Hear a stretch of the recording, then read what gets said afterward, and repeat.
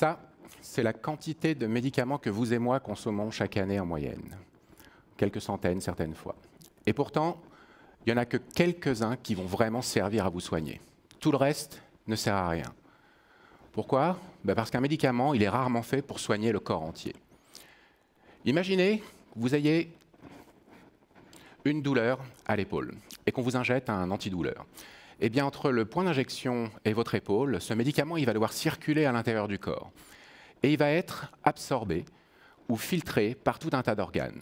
Les reins, le foie, les poumons, tout un tas de choses qui vont retenir une partie du médicament. Ce qui fait qu'au final, dans le produit complet que vous allez prendre, il va y en avoir une toute petite partie utile, celle qui va générer l'effet thérapeutique, et tout le reste, c'est perdu. Ça va potentiellement générer de la toxicité, être éliminé, ou générer du coût supplémentaire pour rien. Prenons un exemple d'organe très précis, le foie. Le foie, c'est un petit peu la poubelle du corps. Il y a des cellules à l'intérieur qui sont là pour détoxifier. Et comme le foie filtre une bonne partie du sang du corps, eh bien, il ne va pas faire la différence entre des choses à détoxifier ou des médicaments, et il va en capter une partie pour un certain nombre de médicaments. Eh bien, c'est ce qui fait qu'il n'y a qu'une toute petite partie du médicament utile qui va pouvoir circuler pour s'accumuler dans la cible. Bon, là, je vois que j'en ai perdu à peu près la moitié, là. Surtout ici, là. Mais vous allez voir, c'est très très simple. Bon. Imaginez-vous un mariage. Vous avez bien mangé, bien bu, vous commencez à danser, vous êtes bien excité, tout va bien, mais vous commencez à avoir une petite fringale. Vous aimeriez bien avoir ces petits fours sucrés qui arrivent. Le problème, c'est que vous êtes là. Et que les petits fours, ils vont arriver par là. Donc vous imaginez bien qu'à un moment donné, quand le plateau va passer à travers les invités, eh bien tout le monde va en prendre. Et vous n'avez plus rien à voir. Eh bien, c'est un peu comme le foie. Il va capter des médicaments au fur et à mesure.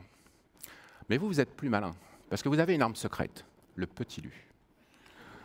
Qu'est-ce que c'est que le petit lu? Vous connaissez bien, un petit gâteau très fin, vous le mettez dans la bouche, une explosion de farine, et là vous allez mettre quelques minutes à le mâcher avant de l'avaler.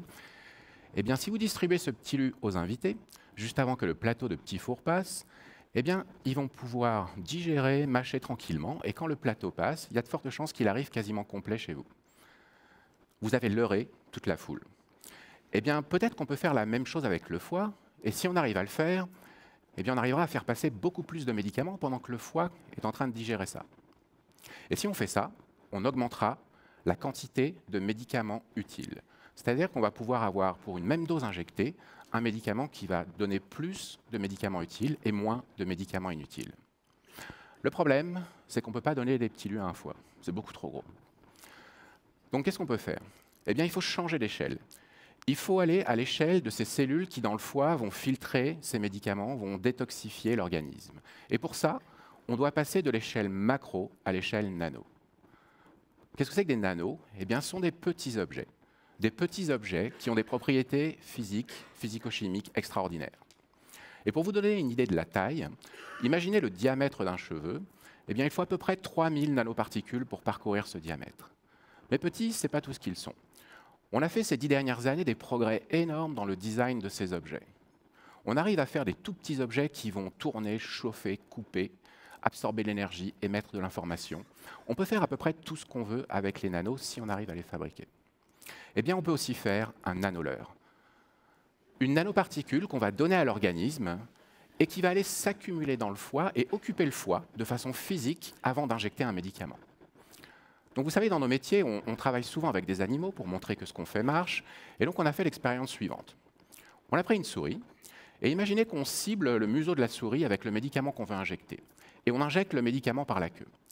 Et avec une méthode de fluorescence, on a suivi le produit à l'intérieur de l'organisme de l'animal. Eh bien, ce qu'on voit ici, c'est qu'au bout de quelques minutes, 5 minutes, vous voyez cette tache au milieu de la souris, eh bien c'est le foie. Après 5 minutes, tout le produit est accumulé dans le foie. C'est-à-dire que le produit va avoir entre 0 et 5 minutes pour aller rejoindre sa cible. Après ça, ce sera terminé. Et ça, c'est très court. Donc on limite la quantité disponible pour aller dans cette cible. Alors que si on donne à la même souris un nanoleur qui va aller dans le foie, une fois qu'on injecte le produit, vous voyez qu'il va circuler très longtemps. Après 1 heure, on voit le produit qui circule toujours. Ce qui veut dire qu'il pourra s'accumuler en plus grande quantité, pendant plus longtemps, dans la cible que vous visez. Donc on ne s'est pas arrêté là. On a fait aussi d'autres expériences avec des souris qui avaient des tumeurs et on a pris des chimiothérapies classiques qui servent tous les jours à traiter le cancer du sein ou le cancer du poumon, et on a montré qu'on pouvait diminuer de 30%, par exemple, la quantité de chimiothérapie utilisée pour avoir le même bénéfice thérapeutique chez les animaux. Tout ça en ayant occupé de façon physique le foie avec des nanoleurs. Donc aujourd'hui, c'est chez l'animal, mais on espère bien que d'ici 2 ans, 10 ans, peut-être plus, peut-être moins, on pourra amener ça chez l'homme et changer la donne pour l'homme. Et en parlant de changer la donne, qu'est-ce qu'on peut faire avec ça? Eh bien, on peut faire beaucoup de choses. Vous savez très bien qu'on est dans des pays où la population vieillit, et chez les personnes fragiles, que ce soit des personnes âgées ou des jeunes enfants, on a souvent du mal à donner des médicaments très toxiques. Et donc, ils n'ont pas accès à toute la panoplie thérapeutique pour soigner leur maladie. Eh bien, avec ce type d'approche, comme on pourra diminuer la quantité de médicaments à donner pour une utilité équivalente, eh bien, on pourra commencer à soigner mieux ces populations de patients. Vous savez aussi qu'il y a énormément de maladies qui n'ont pas de solution thérapeutique aujourd'hui. Aux États-Unis, par exemple, on meurt encore à 50% des maladies cardiovasculaires ou du cancer.